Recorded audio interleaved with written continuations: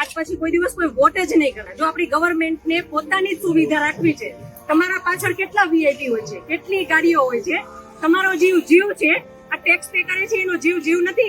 कोई नहीं आया वहाँ पे 1.5 घंटा, वो जिंदा था तब तक कोई नहीं आया वहाँ पे. अगर मैं भूखी आदमी होती तो फिर मैं बच सकता था. कोई नहीं आया वहाँ पे, कोई नहीं आया.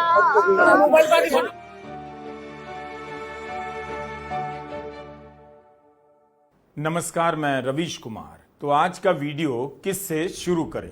पहलगाम के हमले में मारे गए लोगों के परिजनों के सवालों से, या बिहार के मधुबनी में कड़ी धूप में खिलखिलाते हंसते प्रधानमंत्री और नीतीश कुमार के चेहरे से?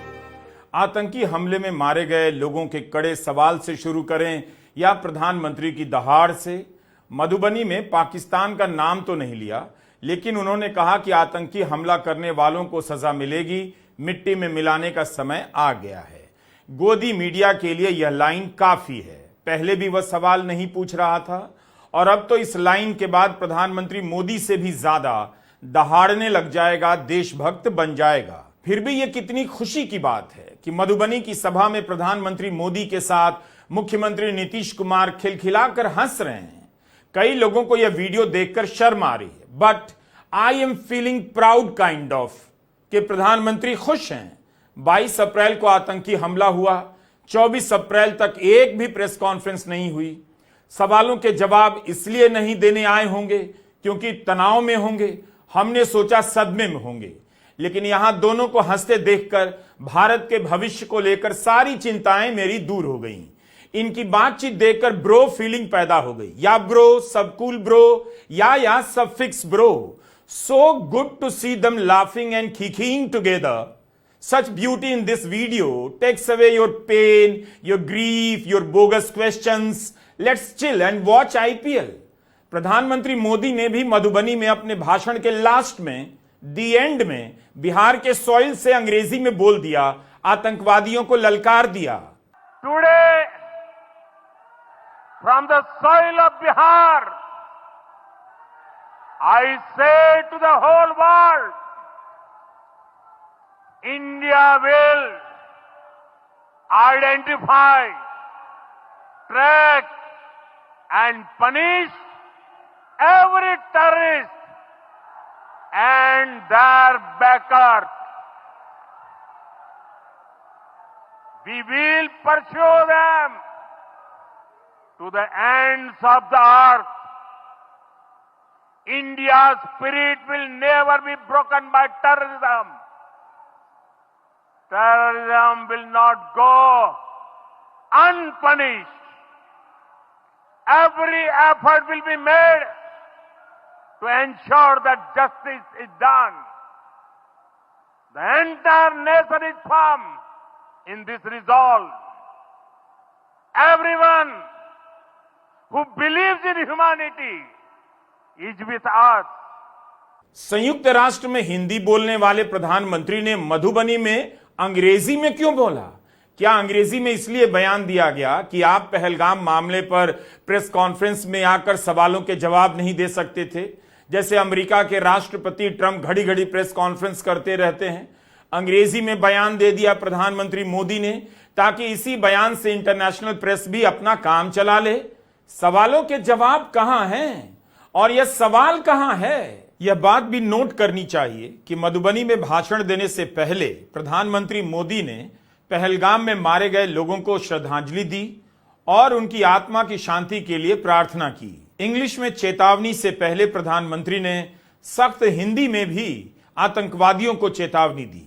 पाकिस्तान का नाम नहीं लिया, मगर कह दिया कि सजा मिलेगी और मिट्टी में मिला देंगे. ये हमला सिर्फ निहत्थे पर्यटकों पर नहीं हुआ है. देश के दुश्मनों ने भारत की आत्मा पर हमला करने का दुस्साहस किया है. मैं बहुत स्पष्ट शब्दों में कहना चाहता हूं, जिन्होंने ये हमला किया है, उन आतंकियों को और इस हमले की साजिश रचने वालों को उनकी कल्पना से भी बड़ी सजा मिलेगी। सजा मिलकर के रहेगी।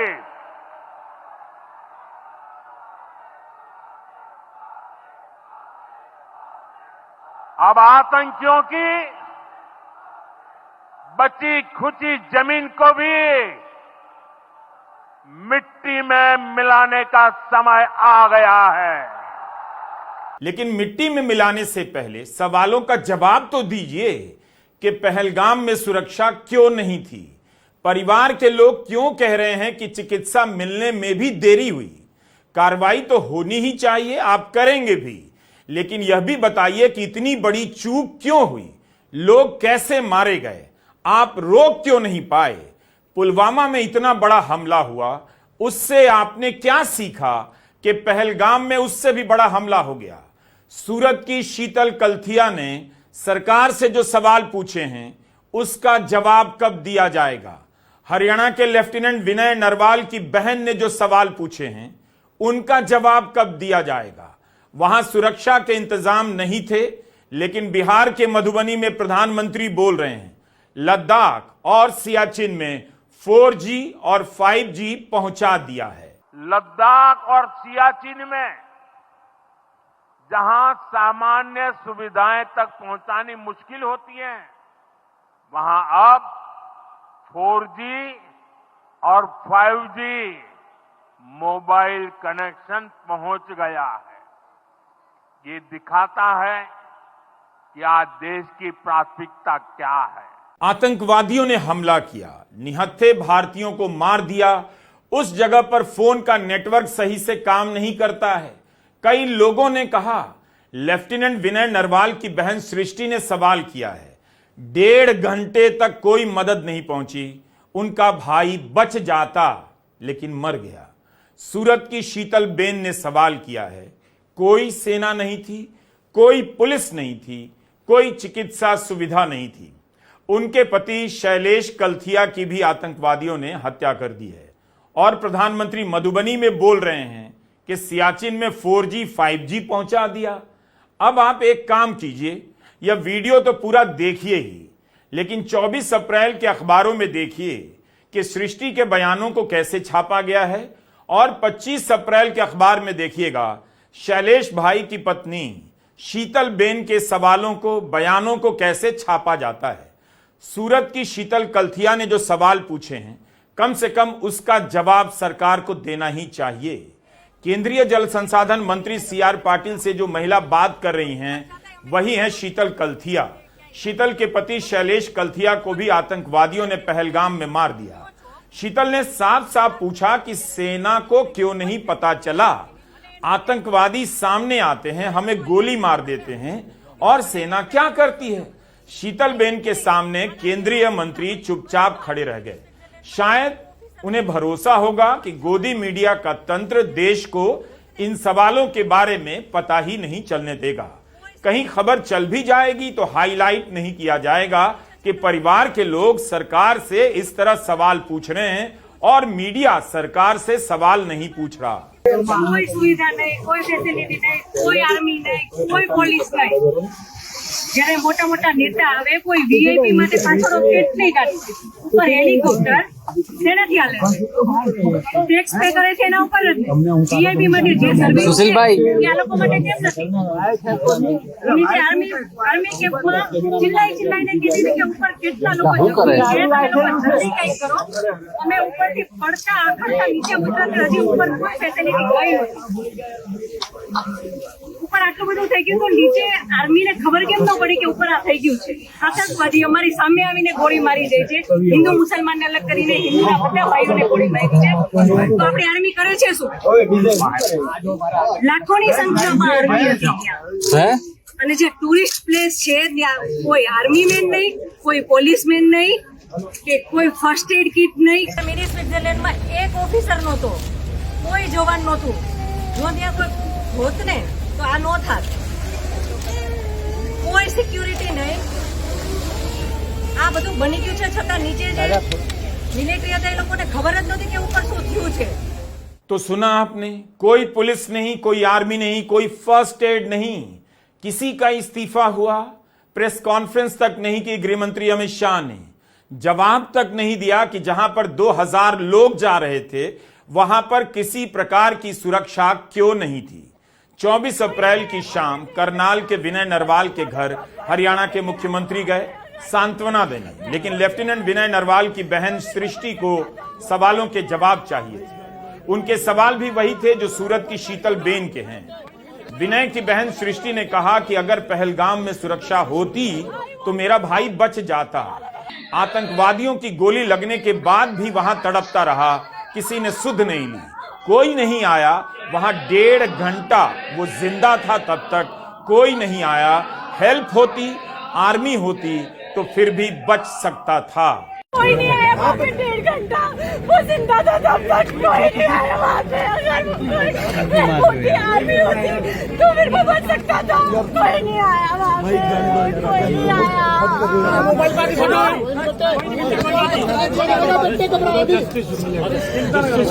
I want them dead. जिन्होंने मेरे भाई को मारा मुझे वो dead चाहिए. वो मरेगा जिसने मारा.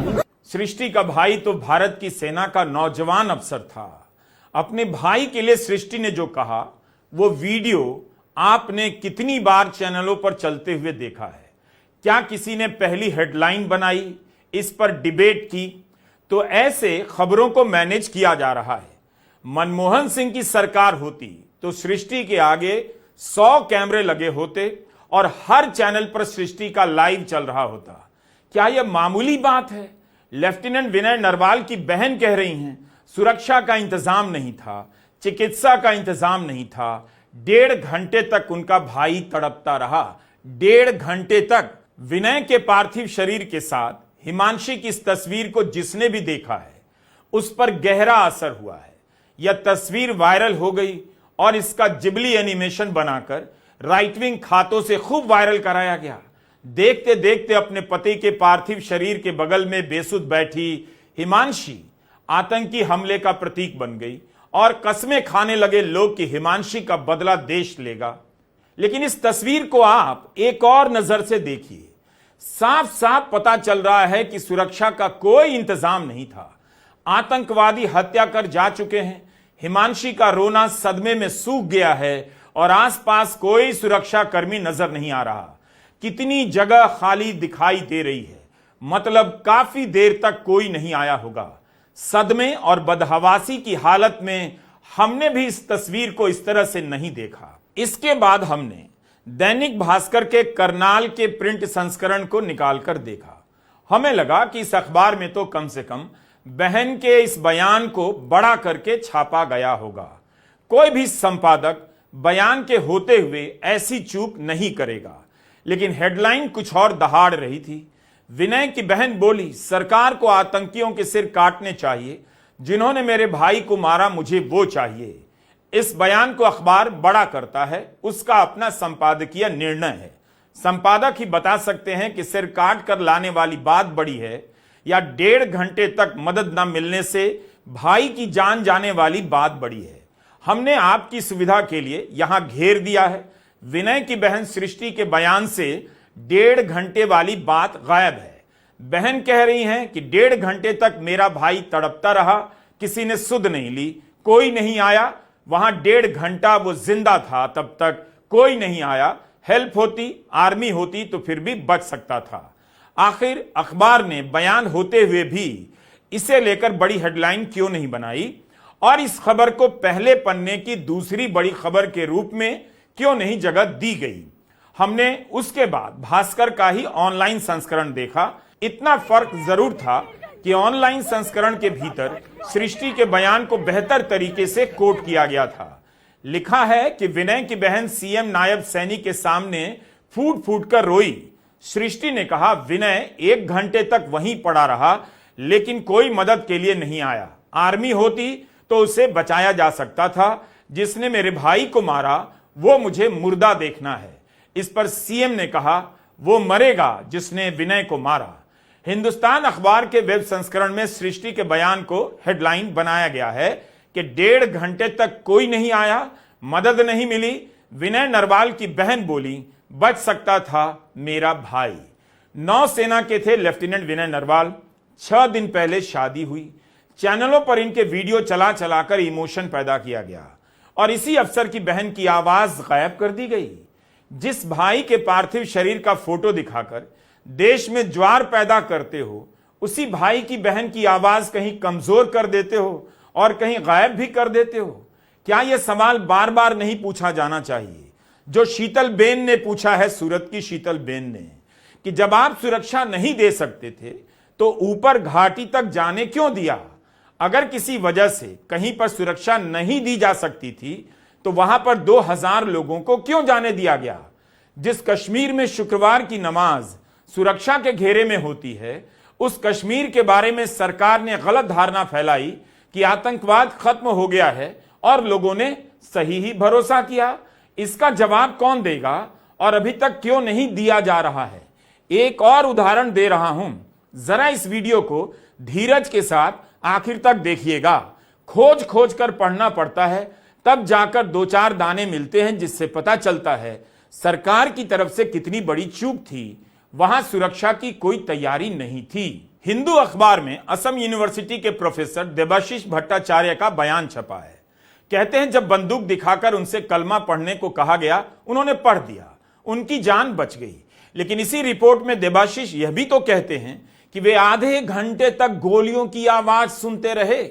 2 घंटे लग गए उन्हें वहां से बचकर निकलने में। उनके साथ कई और यात्री भी थे।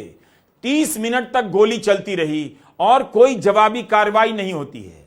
इसका मतलब है सुरक्षा के नाम पर वहां कुछ भी नहीं था।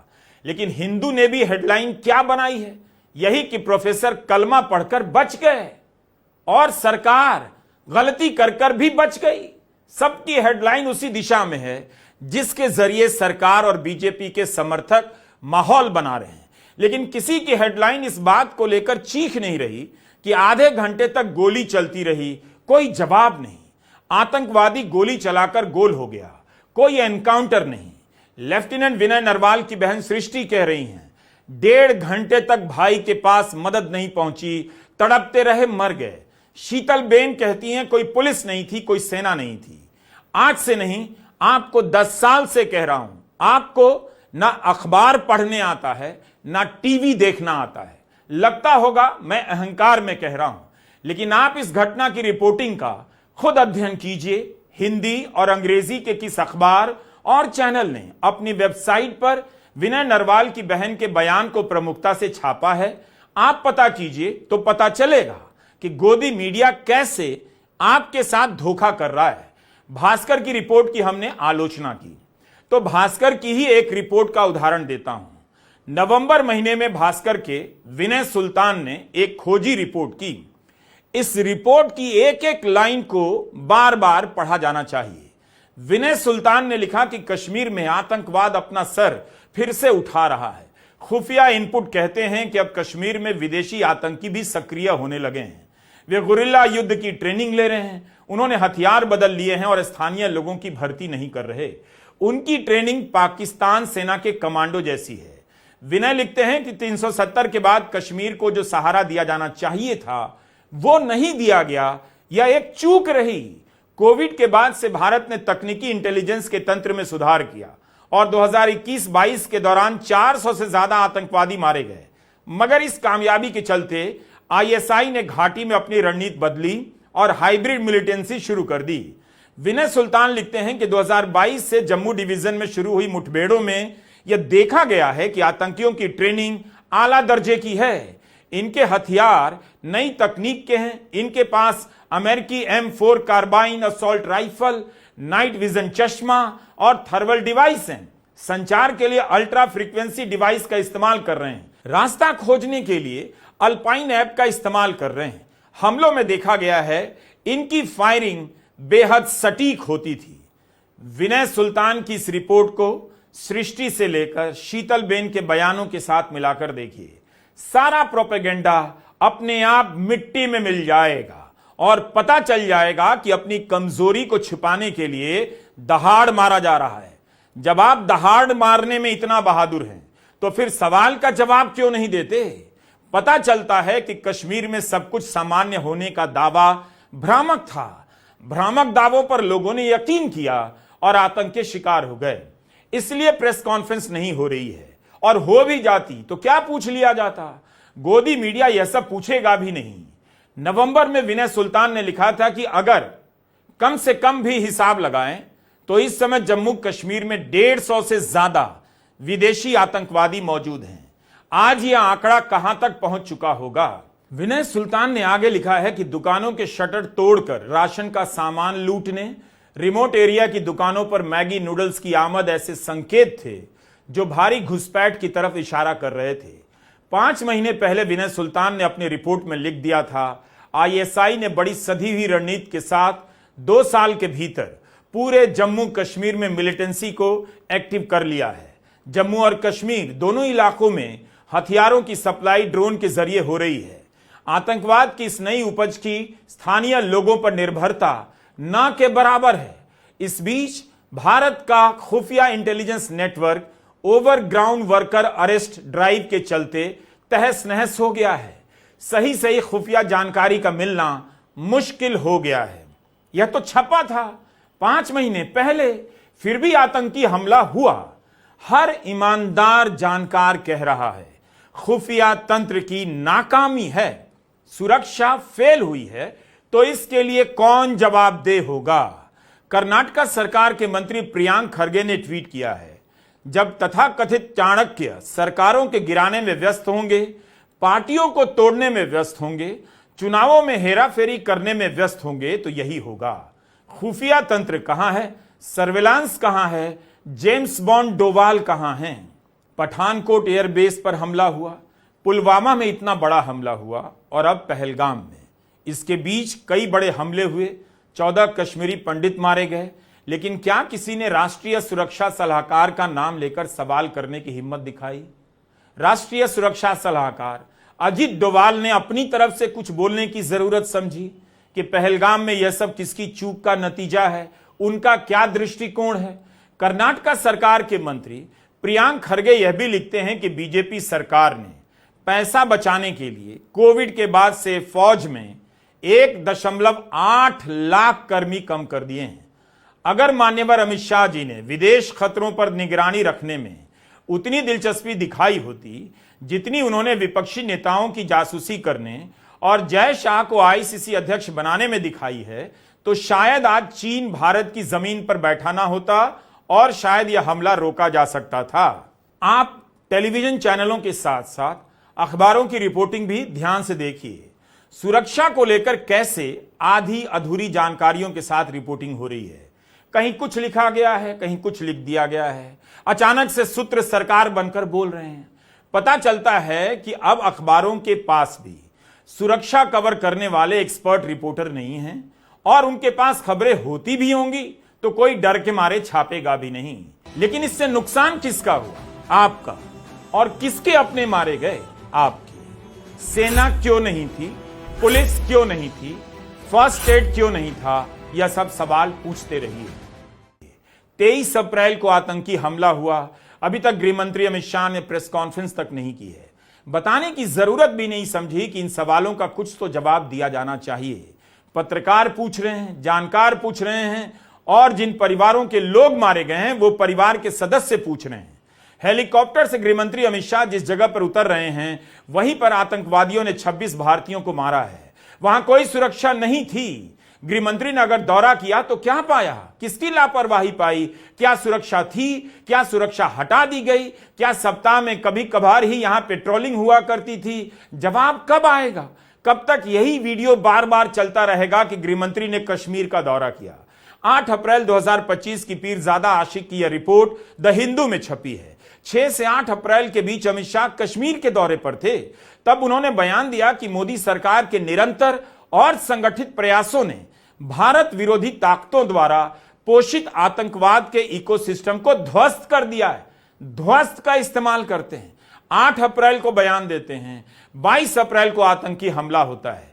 यही इनका कोऑर्डिनेटेड एफर्ट था कि जहां 2000 लोग जमा थे वहां एक सिपाही तक नहीं था, और अब कश्मीर से लौटने के बाद प्रेस कॉन्फ्रेंस तक नहीं कर रहे हैं। The Home Minister, Mr. Amit Shah, must provide answers on the tragic and terrible terror attack that has happened in Pahalgam under his watch. He is the one that needs to provide answers. Here are 5 questions for the Home Minister, Mr. Amit Shah. Question number 1. Will Mr. Amit Shah answer as to how there was this grave intelligence failure, this massive failure of intelligence in the Kashmir Valley? That's question number 1. Question number 2. Will Mr. Amit Shah answer as to how he can repeatedly claim that the situation in Kashmir is normal? He is the one who has repeatedly pushed the situation in Kashmir is normal line. How has he repeatedly claimed that the situation in Kashmir is normal when so many innocent lives have been massacred? That's question number 2. Question number 3.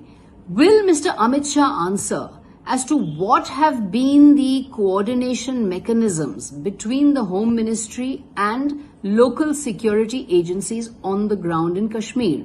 What have been the coordination mechanisms between the Home Ministry and local security agencies on the ground? How has the Home Ministry been coordinating with local security agencies on the ground? That's question number 3.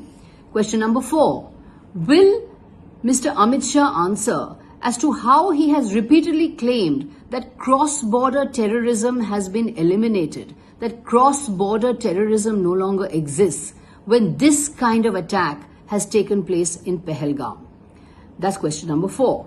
Question number 5.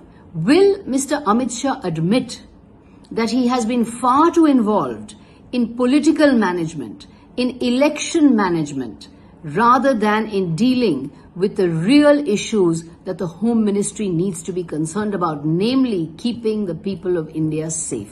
गृह मंत्री अमित शाह ने press conference क्यों नहीं की? आपने भी क्यों नहीं पूछा? न मीडिया ने इन सवालों को लेकर सरकार पर दबाव बनाया कि गृह मंत्री सुरक्षा से संबंधित सवालों के जवाब दें। हम इसके लिए किसी से इस्तीफा नहीं मांग रहे। इस्तीफा केवल ममता बनर्जी, एमके स्टालिन, हेमंत सोरेन और सिद्धारमैया से मांगा जाता है। पद पर ना होते हुए भी राहुल गांधी, तेजस्वी यादव और अखिलेश यादव से इस्तीफा मांगा जाता है।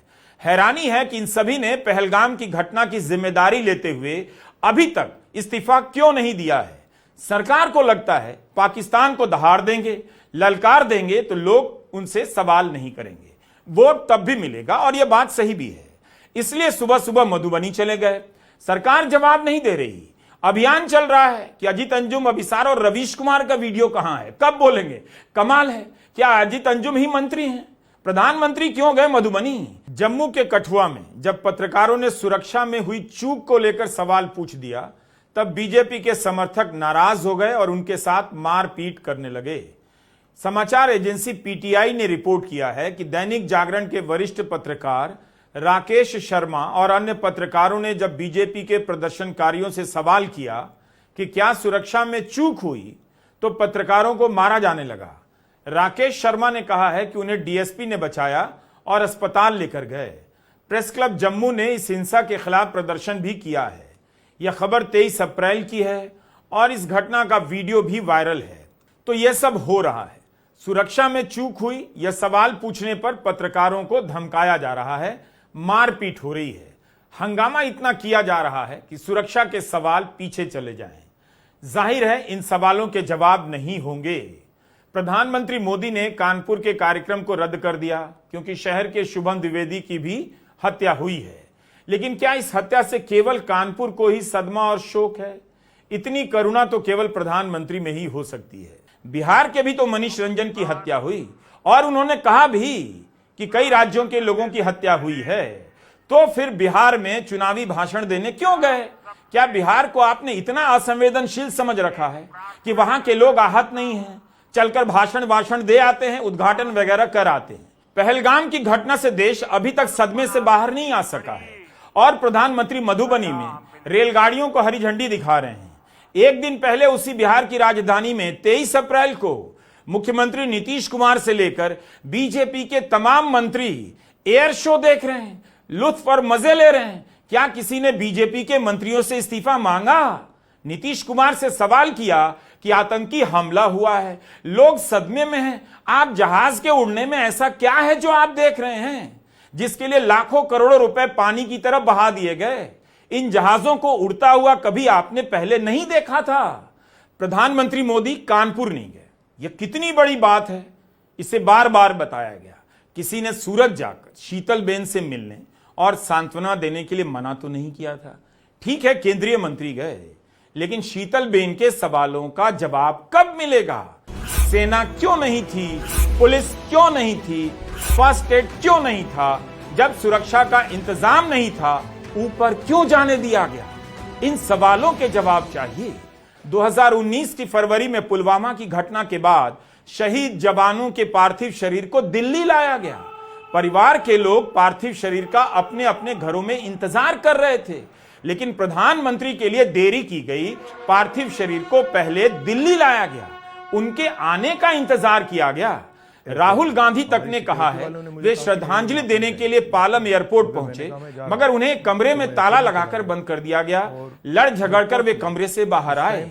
यह सब उसके बाद हो रहा था, जब श्रीनगर में श्रद्धांजलि और सलामी राज्यपाल और तत्कालीन गृहमंत्री राजनाथ सिंह दे चुके थे। अब प्रधानमंत्री किसी पीड़ित के परिजन को फोन नहीं करते, कभी किया करते थे, तब चुनाव जीतना था, देश में छवि बनानी थी कि जनता से सीधे संवाद करते हैं। 2013 में पटना के गांधी मैदान में धमाका हुआ, मोदी जी का फोन जाता था और वीडियो बनकर चैनलों पर चलता था, लेकिन अब पूछा भी नहीं जाता कि शोक की स्थिति में आप मधुबनी में भाषण कैसे दे पाए।